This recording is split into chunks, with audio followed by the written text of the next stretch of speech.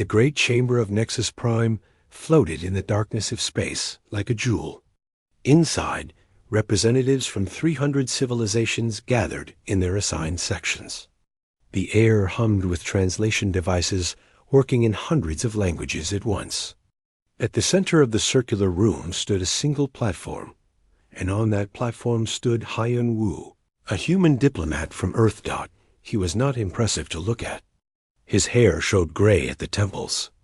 His suit was simple and dark. Beside him stood Terry, a younger woman carrying data tablets. They both looked small compared to the massive beings that filled the chamber around them.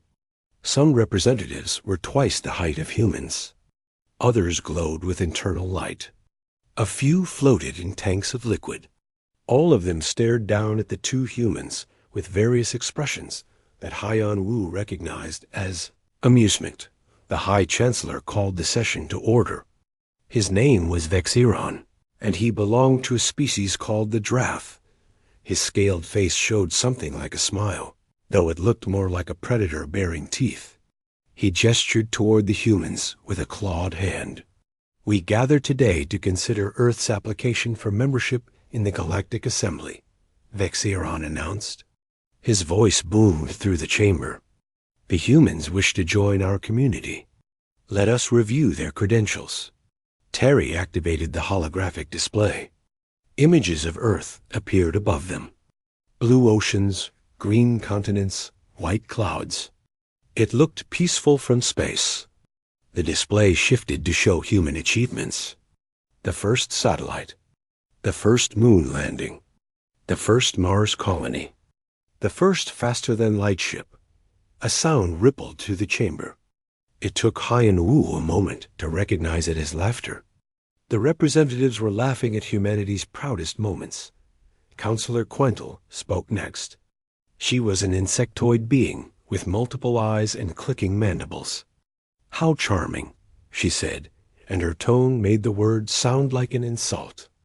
"They reached their moon only 200 years ago. My species had colonized 17 systems by that point in our development." More laughter followed. Hyun Woo's expression did not change. He had expected this. Terry glanced at him with worry in her eyes, but he gave a small shake of his head. "Not yet. Their fastest ships travel at barely 12 times light speed," another representative called out. This one was a being of pure energy contained in a crystalline shell. "Our cargo vessels move faster than their military craft." "Military craft," Vexiron repeated with obvious delight. "Yes, let us discuss their military. Show us your weapons, humans. Show us what you believe will protect you in this galaxy." Terry looked at Hyun Woo. He nodded once. She changed the display to show Earth's space fleet. 23 ships, each one armed with missiles, railguns, and laser arrays. By galactic standards, they were toys. The laughter grew louder. Some representatives were actually slapping their appendages against their seats. One being made a sound like whistling steam. Another's translator described it as the gesture of dismissal. 300 years, Vexiron said, standing from his seat. He walked down the steps toward the human platform. 300 years since you left your home world. Do you know how long my people have traveled the stars? 12,000 years. Do you know how many wars we have fought in that time? 7. 7 wars in 12,000 years. Do you know why? Because we are civilized. Because we are wise. Because we are patient. He reached the platform and looked down at Hyun Woo. Even standing on the raised floor, the human only came up to the Drath's chest. You are children playing with fire. You have barely learned to walk between the stars, and already you come demanding a seat at the adult table. What have you accomplished that gives you the right to stand among us? Hyun Woo met the High Chancellor's eyes without flinching. When he spoke, his voice was calm and quiet, but the translation systems carried it to every corner of the chamber. We survived. Vexiron blinked. Survived? Survived what? You have faced no great wars, no extinction events, no cosmic disasters. You sit on your comfortable little world and call yourselves survivors? We survived ourselves, Haiyan-Wu said. The chamber grew quieter. Not silent, but the laughter faded into confused murmuring. Vexiron tilted his head. Explain. I would like to request a postponement, Haiyan-Wu said. 1 solar cycle. I ask permission to present additional context about human history before the Council votes on our application. Vexiron looked around the chamber. Does anyone object to this request? Silence answered him. He turned back to Haiyan-Wu with that predator smile again. Very well. We grant you 1 solar cycle. Entertain us with your context, human. Perhaps you will give us a reason to remember your species fondly when we reject your application. More laughter followed as Vexiron returned to his seat. The High Chancellor struck a crystal chime, and the session ended. Representatives began filing out of the chamber, many still chuckling and shaking their heads, or equivalent body parts. Haiyan-Wu and Terry remained on the platform until the chamber was nearly empty. Finally, Terry spoke. That went well, she said, and her tone was heavy with sarcasm. It went exactly as expected, Haiyan-Wu replied. He was still looking up at the empty seats above them. They think we're a joke, Terry said. They're going to reject us, and they're going to enjoy doing it. Yes, Haiyan-Wu agreed. So what's your plan? What context are you going to give them? Haiyan-Wu finally looked at her. His expression was tired. He suddenly looked much older than his gray hair suggested. The truth, he said simply. The truth about what? About what humanity really is. About what we've done. About what we're capable of doing. He gathered his own tablets and started walking toward the exit. Contact Commander Jiwan. Tell him I need access to the military historical archives. All of them. From the beginning. Terry followed him, confusion clear on her face. The military archives? Haiyan-Wu, those are mostly records of wars and conflicts. How is that going to help us convince them to accept our application? Haiyan-Wu stopped walking. He turned to face her, and his expression made her take a step back. She had worked with him for 3 years, and she had never seen him look like this. He looked sad. He looked afraid. But most of all, he looked determined. I'm not trying to convince them to accept us, he said quietly. I'm trying to warn them what happens if they don't. He turned and continued walking, leaving Terry standing alone in the empty chamber. She looked up at the seats where 300 civilizations had sat and laughed at humanity. She thought about Haiyan-Wu's words. She thought about the tone of his voice. And for the first time since arriving at Nexus Prime, she felt something cold settle in her stomach. Fear. Not fear of the Galactic Council. Fear of what her own species might reveal. The human embassy on Nexus Prime was small compared to other species' quarters. It consisted of 8 rooms arranged in a circle around a central workspace. Haiyan-Wu sat at the main desk, surrounded by holographic displays that floated in the air like ghostly windows. Each one showed a different piece of Earth's history. None of it was pretty. Terry entered carrying 2 cups of coffee. She set one beside Haiyan-Wu and kept the other for herself. She had not slept well. Every time she closed her eyes, she saw the laughing faces of the council members. She saw Vexiron's predator smile. Commander Jiwan is here, she said. Haiyan-Wu nodded without looking up from his work. Send him in. The door opened, and a man entered. He wore a simple uniform with no rank insignia. His face carried scars, 3 of them running across his left cheek.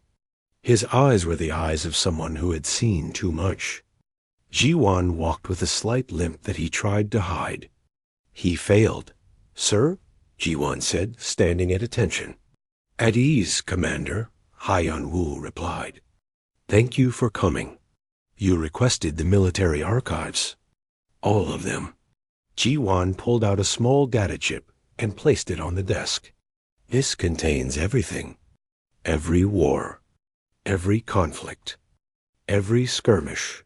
From the first recorded battle 5,000 years ago to last month's border incident with the Mars separatists. Haiyan Wu picked up the chip and looked at it. Such a small thing to contain so much blood. How complete is it? Casualty numbers, weapon specifications, tactical reports, strategic analyses. Ji-Wan's voice was flat. Everything you asked for. May I ask what you plan to do with it? I'm going to show it to the Galactic Council. Ji-Wan was quiet for a long moment. All of it? All of it? Sir, with respect, that's not going to help our application. That's going to terrify them. I know. Haiyan Wu said. Ji-Wan sat down without being invited. He leaned forward, his scarred face intense. Do you know what's in those files? Do you know what we've done to each other? What we're still doing to each other? I served 20 years in the fleet, Commander. I know exactly what's in those files. Some of those reports have my signature on them. This seemed to catch Ji-Wan off guard. He looked at Haiyan Wu with new eyes, seeing past the diplomat to the soldier underneath. Then you know they'll reject us. They'll call us savages, barbarians. They'll close their borders to us. Maybe, Haiyan Wu agreed. Or maybe they'll realize that keeping us isolated is more dangerous than bringing us in. Terry had been listening quietly. Now she spoke up. You want to scare them into accepting us? I want to make them understand what we are, Haiyan Wu corrected. He stood and walked to the window. Outside, stars filled the darkness. Somewhere among them was Earth. They look at us and see children. Weak, fool. We did it, Terry whispered. We actually did it. Barely, Haiyan Wu replied. But he allowed himself a small smile. Vexiron approached the human platform as the chamber began to empty. Up close, he was even more intimidating. But his voice, when he spoke, was not hostile. Just tired. You played a dangerous game, delegate. You showed us your monsters and dared us to look away. I showed you who we are, Haiyan Wu corrected. Nothing more. Nothing less. Do you understand what you've committed to? The monitoring. The restrictions. The constant scrutiny. Better than being alone, Haiyan Wu said. Vexiron studied him for a long moment. I hope you're right. For all our sakes. He extended a clawed hand. Welcome to the Galactic Council, Delegate Haiyan Wu. I pray you prove us right for accepting you. Haiyan Wu shook the offered hand. So do I, High Chancellor. So do I. Later, back in their embassy quarters, the three humans sat in exhausted silence. The full weight of what they had accomplished and what it meant was settling over them. They had won. But at what cost? Ji-Wan broke the silence. Earth Command sends their congratulations. They're pleased with the outcome. Of course they are, Terry said. We got exactly what we wanted. Did we? Haiyan Wu asked. He was staring out the window, again the stars. We're in. But we're in as the violent species. The dangerous ones. The ones who need watching. Is that how we wanted to be known? It's honest, Ji-Wan said. We are dangerous. We do need watching. Maybe it's better this way. No illusions. No false expectations. Maybe. Haiyan Wu agreed quietly. Terry moved to stand beside him.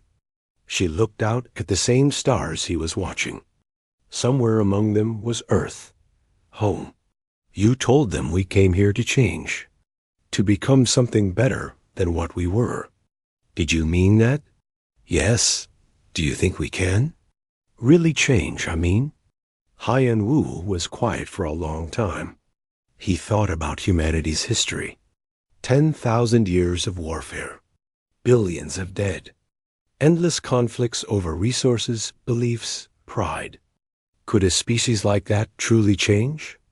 Could violence be unlearned after being practiced for so long? I don't know, he finally admitted. But now we have a chance to find out.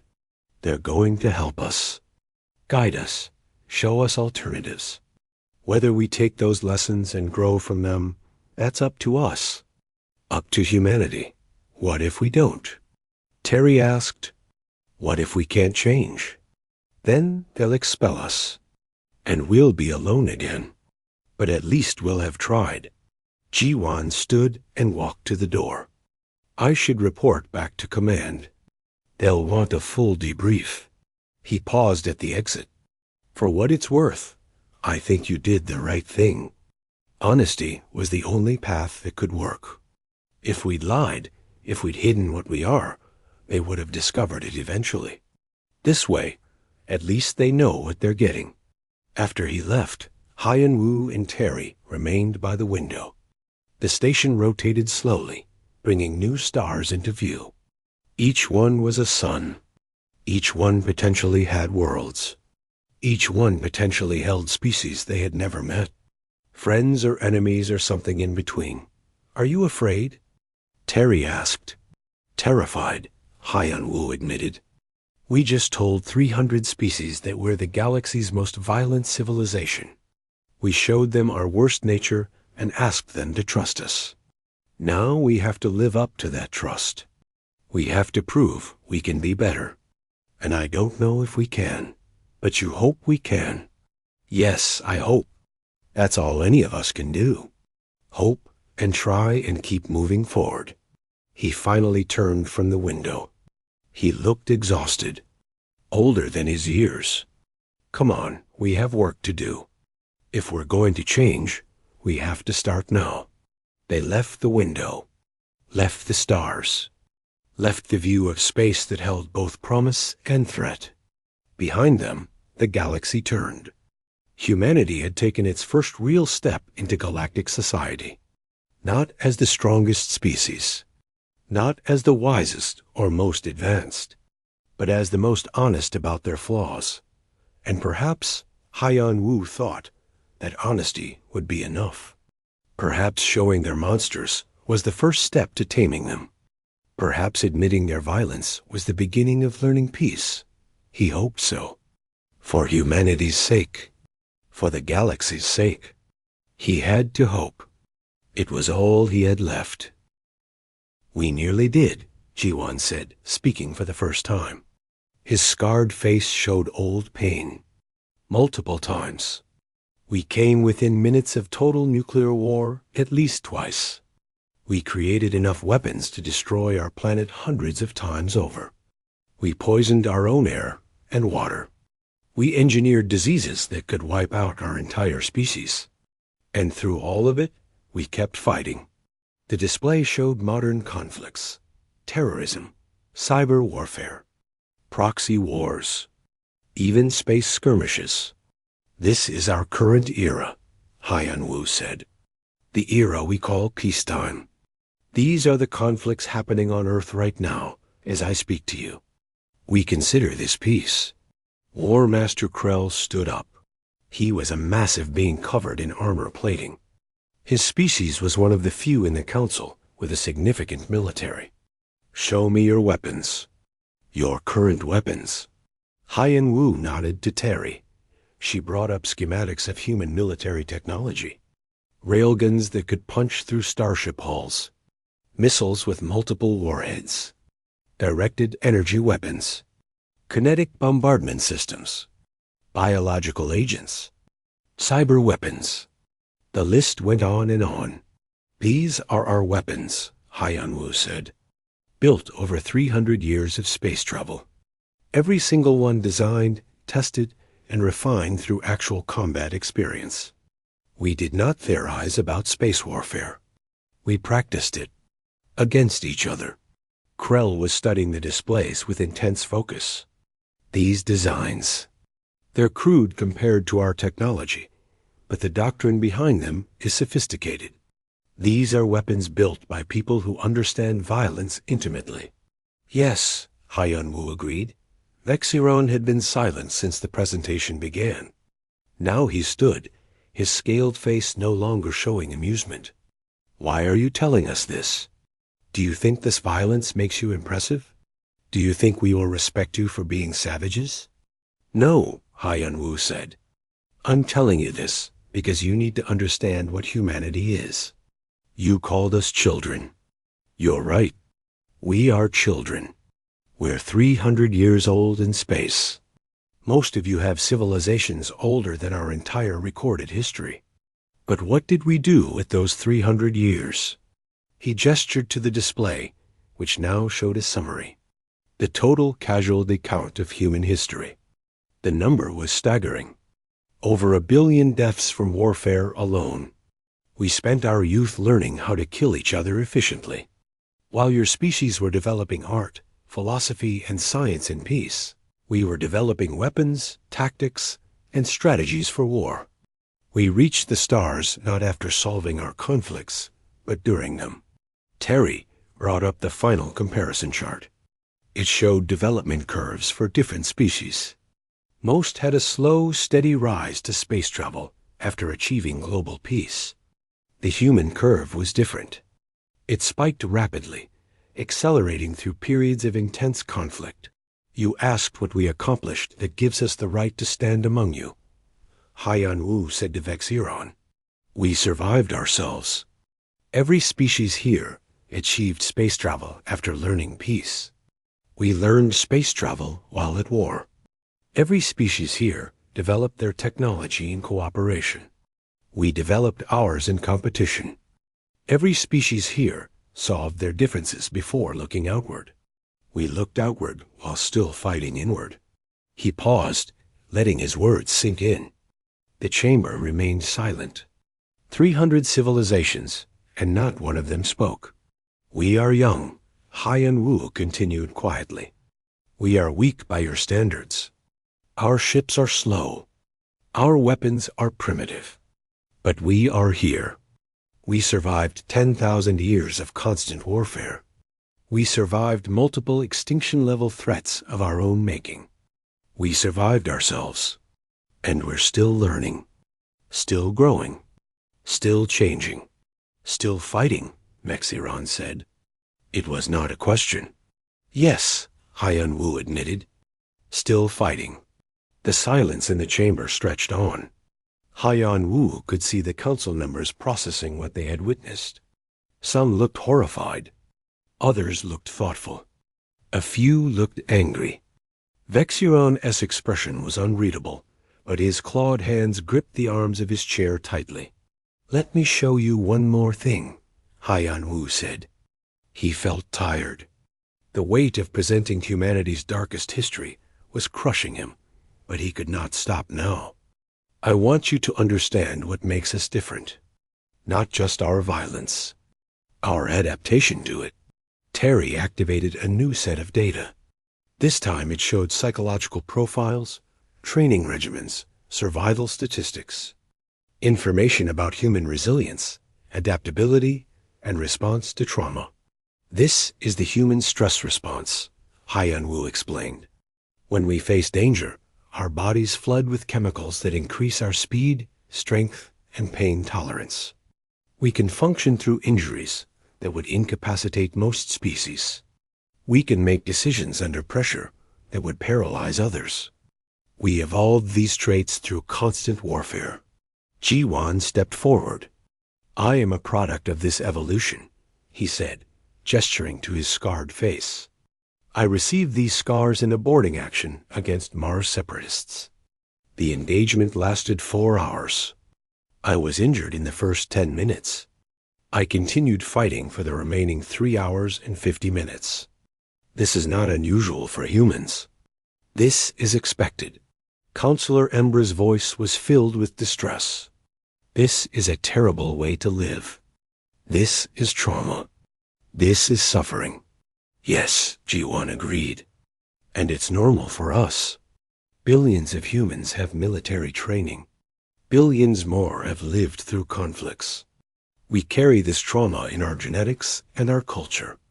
It shapes how we see the universe. Haiyan Wu brought up another chart. This shows the percentage of humans with combat experience. 15%. That's over 2 billion people who have been trained to fight and kill. Compare this to the galactic average.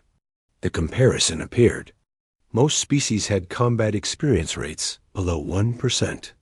Many had rates below 0.1%.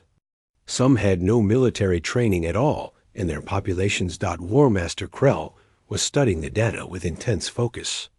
2 billion combat veterans. That's larger than the entire military force of the Drath Dominion. That's larger than most species' total populations. And those are just the ones with formal military training, Jiwan added.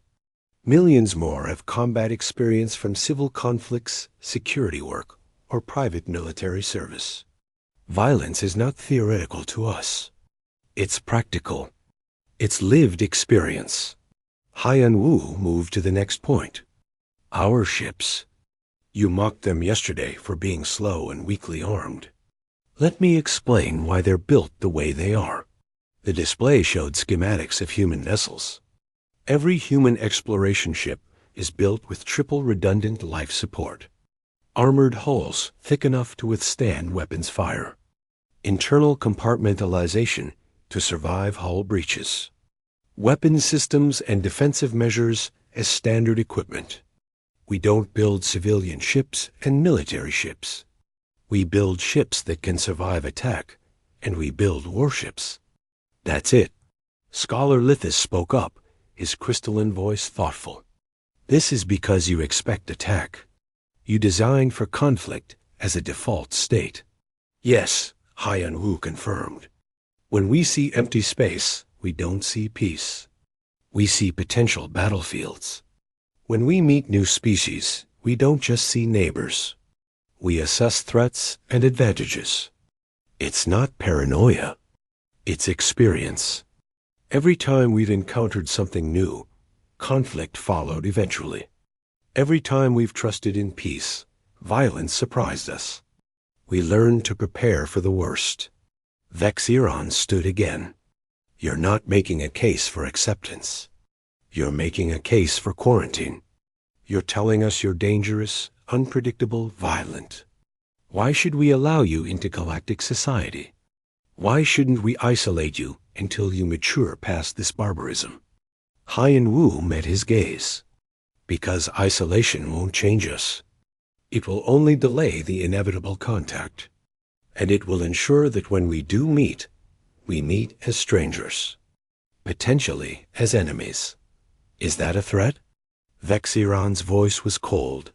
It's a fact. Haiyan Wu walked closer to the edge of the platform.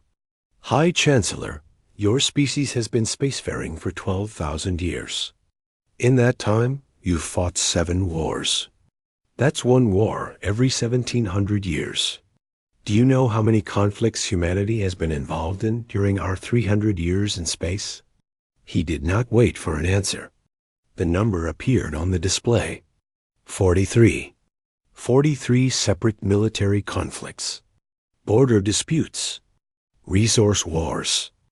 Ideological battles. Colonial rebellions. We average 1 conflict every 7 years. And those are just the major ones. Smaller skirmishes happen constantly. The number hung in the air like an accusation. The council stared at it in silence. You've had millennia to develop your civilization in peace, Haiyan Wu continued. You built your culture during long stretches of harmony. War was the exception for you. For us, peace is the exception.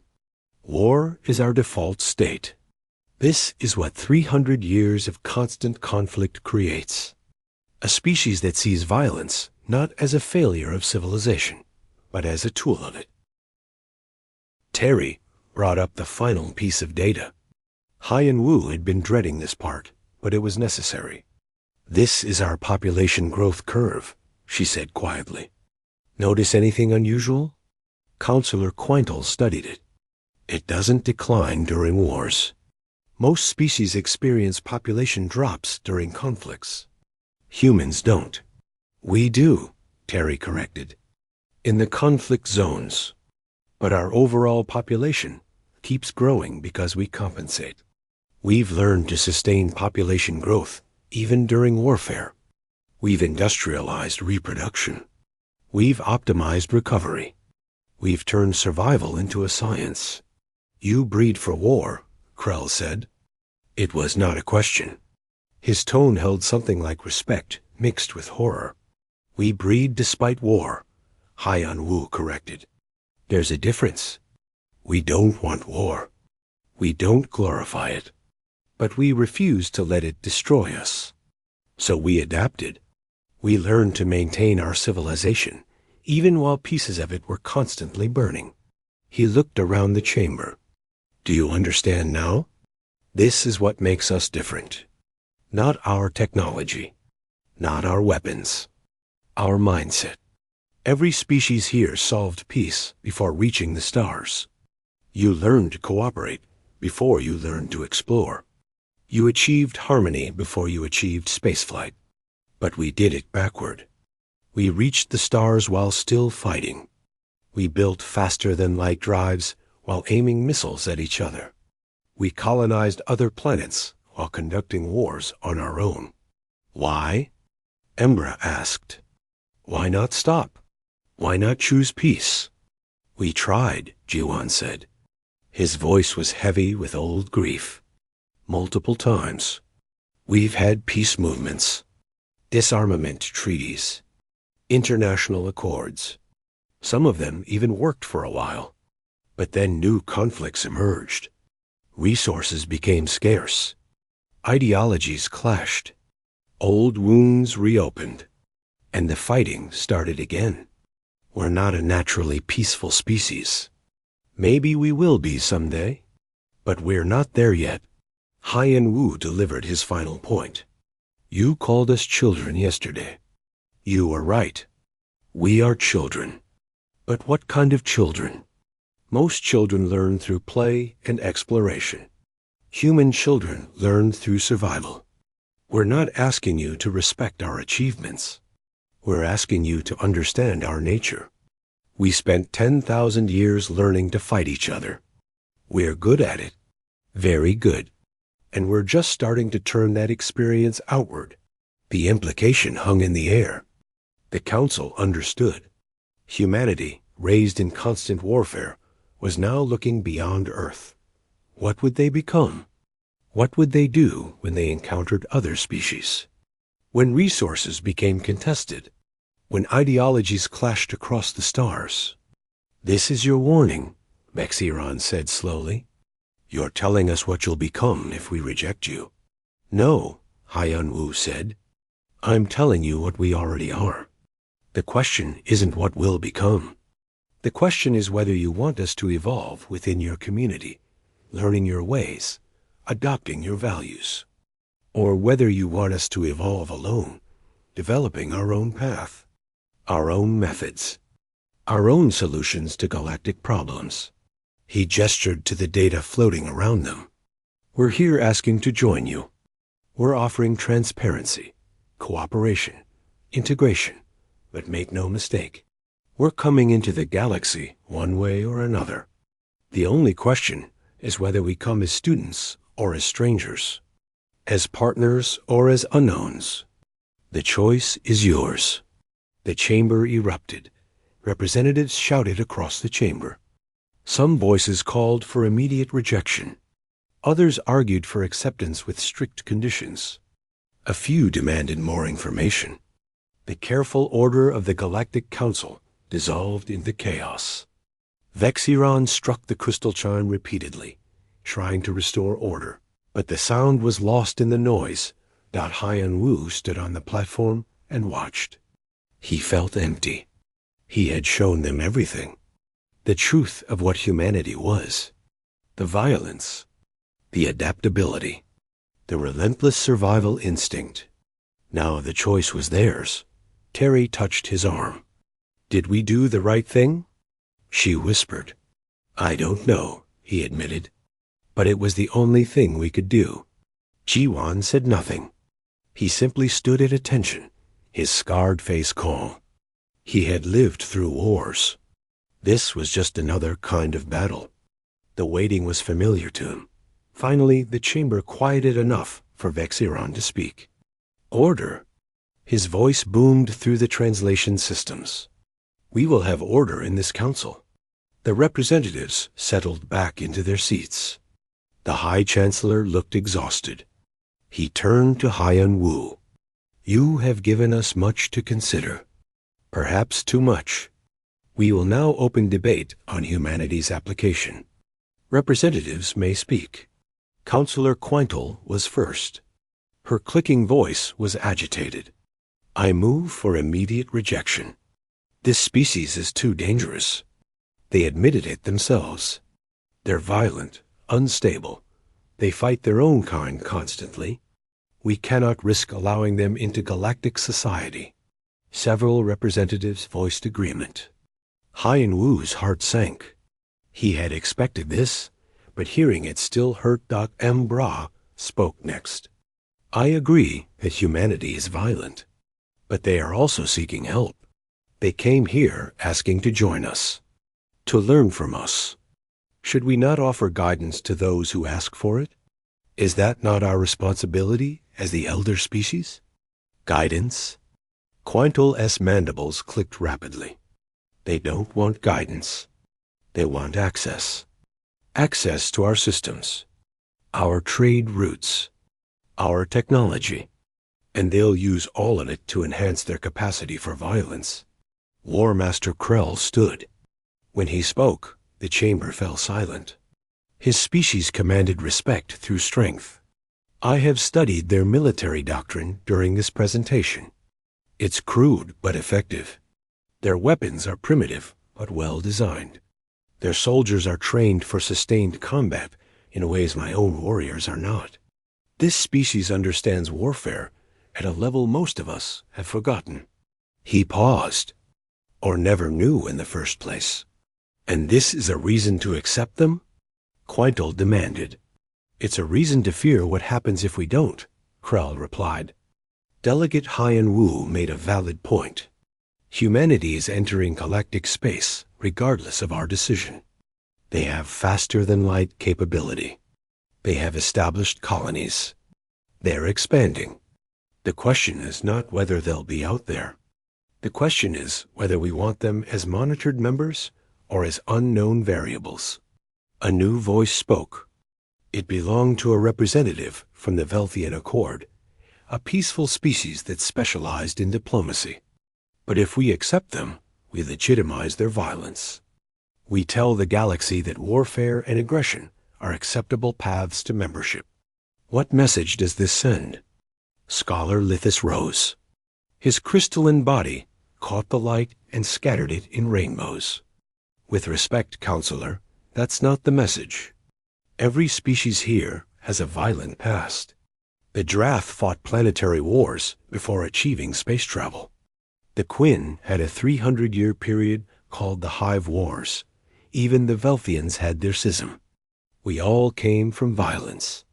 We all had to evolve past it. The difference is that humanity is being honest about where they are in that evolution. Being honest about being barbaric doesn't make them less barbaric, Quintal retorted.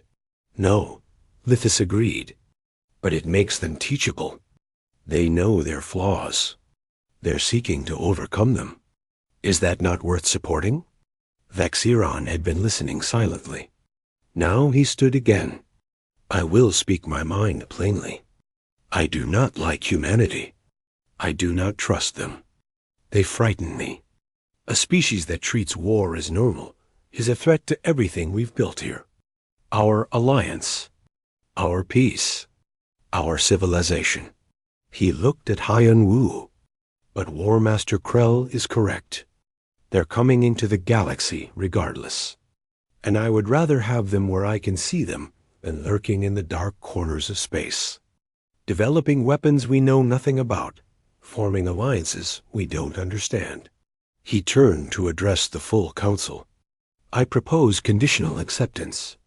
Humanity joins the Galactic Council under a probationary status. They will be monitored. Their military expansion will be limited. They will submit to regular inspections. They will integrate slowly under supervision. And if they violate these terms, they will be expelled immediately.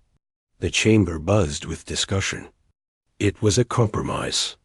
Not the full membership humanity had requested, but not the outright rejection many had called for. Embra spoke again.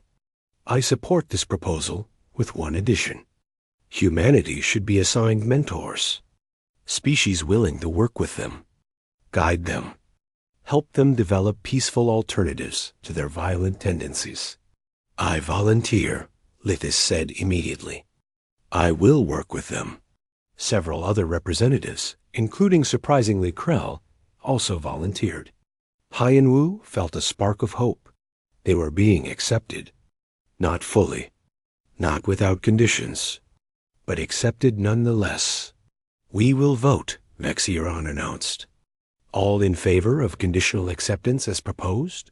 The voting began. Each representative signaled their choice through the council system. Lights appeared above their seats. Green for acceptance, red for rejection, yellow for abstention. Hyenwu watched the lights appear.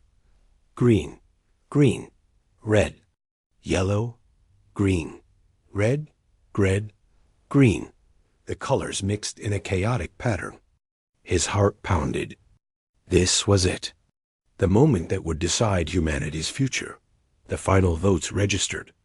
Vexiron read the results. 212 in favor. 63 opposed. 25 abstentions. The motion passes. Humanity is granted provisional membership in the Galactic Council, subject to the conditions discussed. The chamber erupted again, but this time with finality. The debate was over. The decision was made. Hyenwu felt his legs go weak. Terry grabbed his arm to steady him. Jiwan's scarred face showed the first emotion Hyenwu had seen from him all day. Relief.